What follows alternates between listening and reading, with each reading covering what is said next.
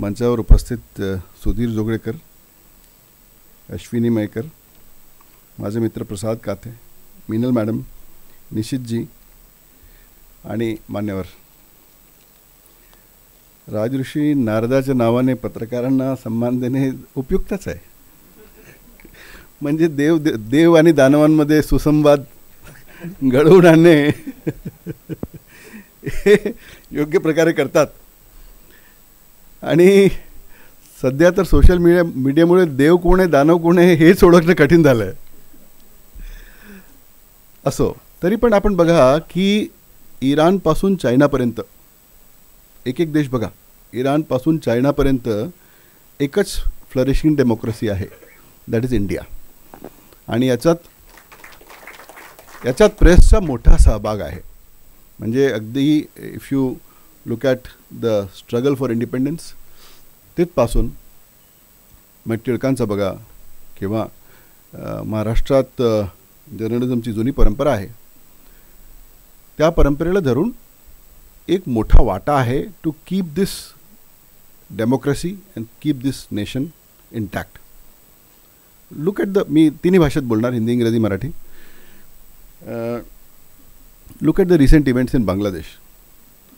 आणि सगळ्यांना वाटतं की जे जेन झी रेव्होल्युशन झालं वगैरे वगैरे, it is actually a deep seated conspiracy.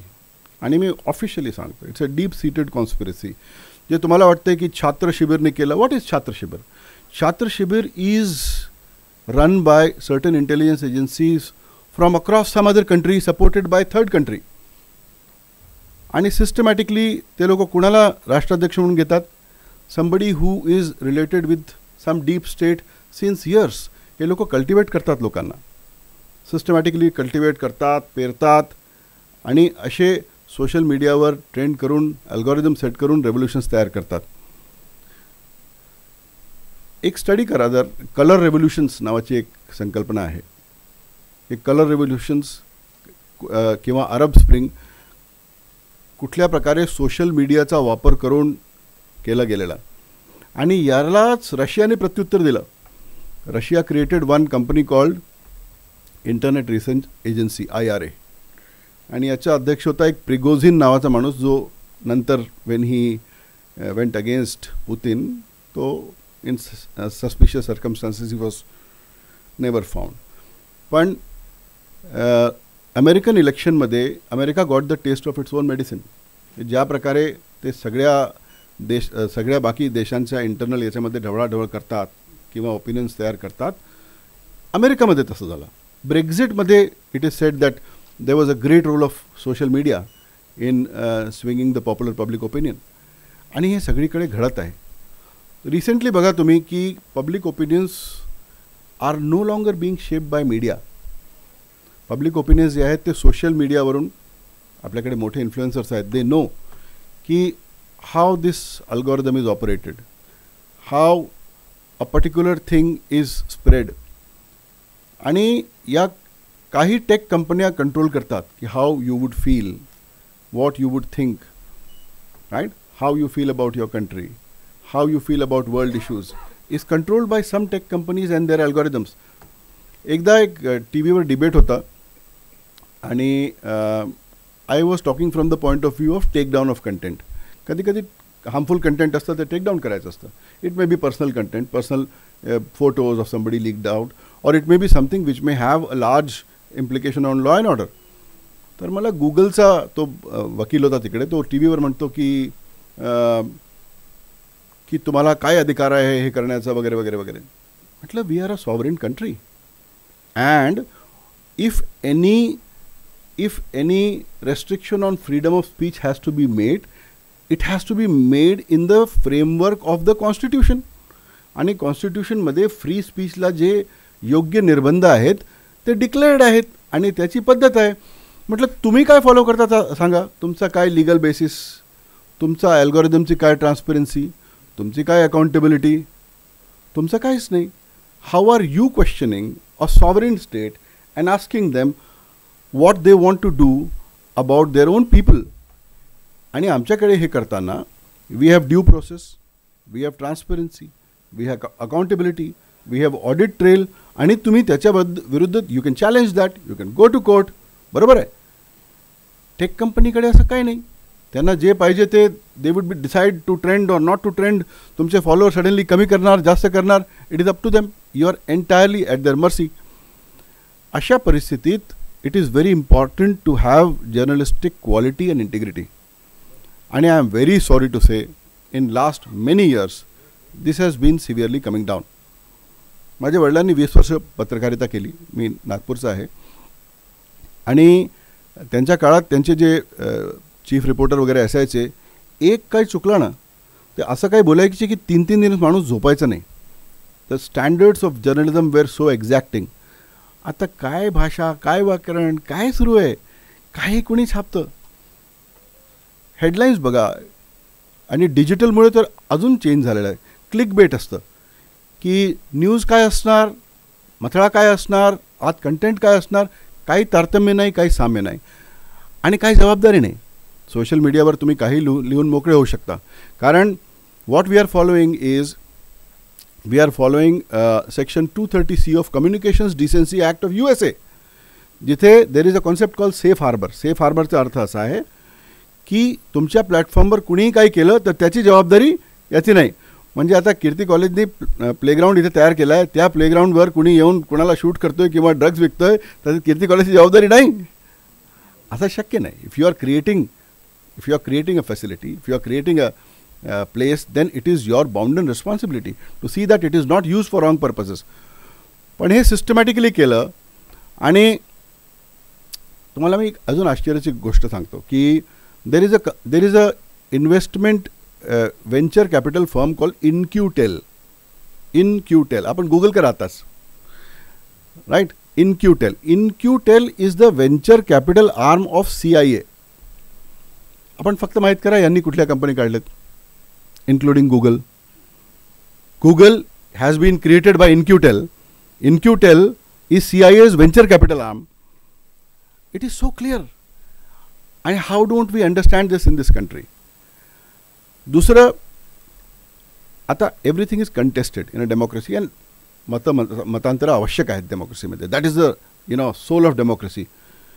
पण याच्यात नॅरेटिव्ह सेट केले जातात व्यवस्थित, आणि या नॅरेटिव्हजना व्यवस्थित फंडिंग केली जाते. डिक्लेअर्ड ऑब्जेक्टिव्ज आहेत बाहेर ऑर्गनायझेशन्सचे. There are forces which want to destabilise the country. There are forces which want to hurt our economy. आणि ते सिस्टमॅटिक कॅम्पेन्स चालवतात. आणि you can see the patterns of funding. म्हणजे इवन फॅक्ट चेकिंग असेल तर फक्त काही फॅक्ट चेकिंग एजन्सीजना फंडिंग फ्लो होतं, बाकी फॅक्ट चेकिंग एजन्सीजला फंडिंग फ्लो होत नाही. फॅक्ट चेकिंग एजन्सीज ही इथे फॅक्ट चेकर जे आहेत त्यांना विचारा की fact checking itself has become fact check करतात, पण एका प्रकारचे फॅक्ट चेक करतात, दुसऱ्या प्रकारचे फॅक्ट चेक करत नाही. तुम्ही त्यांच्यासमोर जा, त्यांना सांगा की हे फॅक्ट चेक करा, नाही करणार. They choose. Why don't they सकाळपासून why don't they take all the facts and check, किंवा important facts and check?